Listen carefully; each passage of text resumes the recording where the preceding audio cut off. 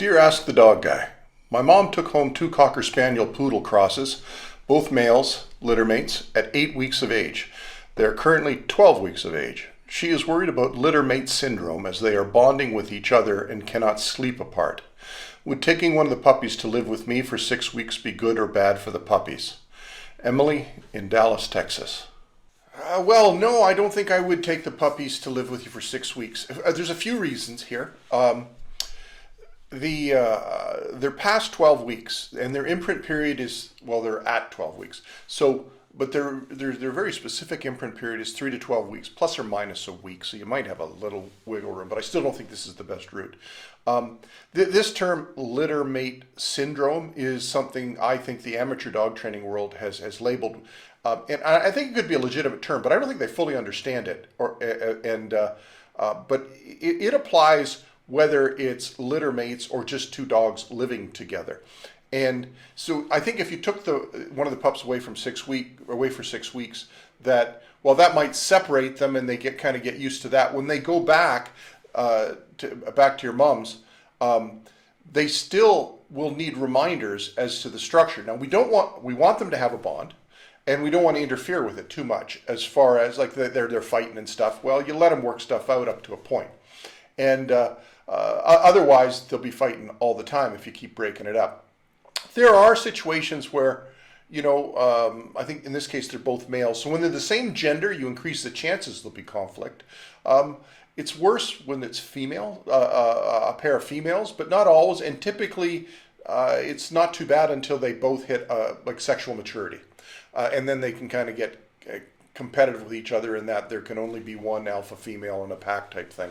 That's a little bit more with ones that have actually bred though, but it's something to keep a track of. So as I said, you don't want to interfere with their bond, but your mom needs to develop one with them where they understand that. Like I always say, like I had 3 siblings. If we were scrapping in the rec room, and my mother or father walked in, everybody'd freeze and then they'd look because they knew we were in trouble. We knew we were in trouble, and we'd look to them because we knew we were going to get some, let's call it, direction. In households where there's more than one dog, typically you could walk in the room and if they look at you, they go, "What does he want?" And then they go back to what they're doing. Relationships are built. And one of the things that I do recommend with when you've got 2 litter mates or 2 young dogs, is you spend some one-on-one time with each of them in a very innocuous way. Like one of the things that I'll do is I'll attach a leash to one of the dogs, and I'll just clip it to my belt, and I'll just go about my merry way and like water my plants and do the dusting or do some dishes or whatever. And just so that pup gets used to, yes, perhaps a little separation, although the other one's free to follow about, although you can, create one of them. And you do, especially when you first get them, like at 12 weeks here, I'm worried that you're going to end up with some separation anxiety no matter what you do because of the timing. But the idea is to give them a little bit of time where one is following you around no matter what they want to do. And you don't have to overdo it, just do it for a few minutes at a time, but several times a day, and do it with each of them. And when you're training, it's the training, like it's not like going to a class once a week and then, remembering for 5 minutes to do an exercise every day. It's not how it works. What they need is the reminders that children get. Did you brush your teeth? Did you comb your hair? Is your backpack packed? Your homework done? Like all those little things keep building the relationship, the structure. You can't become a roommate in their eyes because they'll not only, it's not the bond between them that I'm worried about. It's the lack of responsiveness that you'll eventually get when you're trying to get them to do life skills. So I work with each dog usually about 60 to 90 seconds at a time, here and there through the day. Little practical skills like stay on the mat for just a second until I say come, at the door and in the kitchen and in the stairways, a little bit of etiquette and some permission to get on the couch if they're allowed.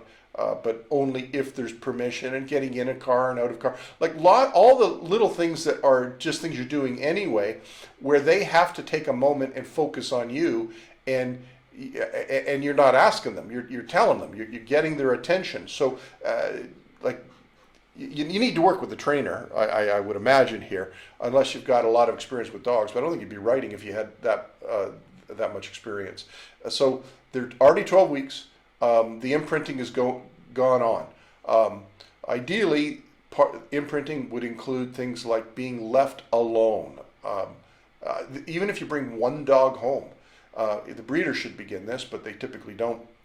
But as that dog matures, 8 weeks, 9 weeks, 10 weeks, they need to be experiencing separation from you, even if it's just in a crate beside you, where they can't do what they want to do, and you can increase the distance a little bit and over time, and then you're actually going out, just so that when it's inevitable, when you want to go to the movies, the dog's not in a panic-stricken state. Or when you have two dogs, that you don't end up with a dog who's got to go to the kennels or go to the vets overnight for some procedure, and the other one is beside itself.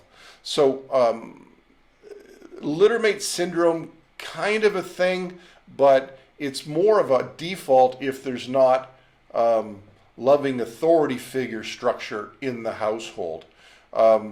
So no, I don't really think, I don't think taking the dog for 6 weeks would be good. I don't know that it would be bad, but I don't think it'll separate the bond.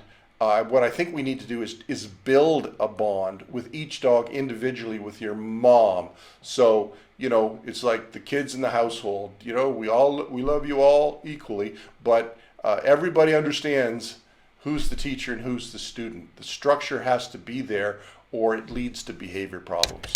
If you find that any of the many free resources I provide companion dog owners via the Ask the Dog Guy YouTube channel or website have informed you, saved you time, and perhaps even saved you a little money, please buy me a coffee. Alternatively, you can also become a monthly sponsor, which will go a long way to spreading the word about science and common sense in the companion dog training world. You can find details in the notes. Many thanks.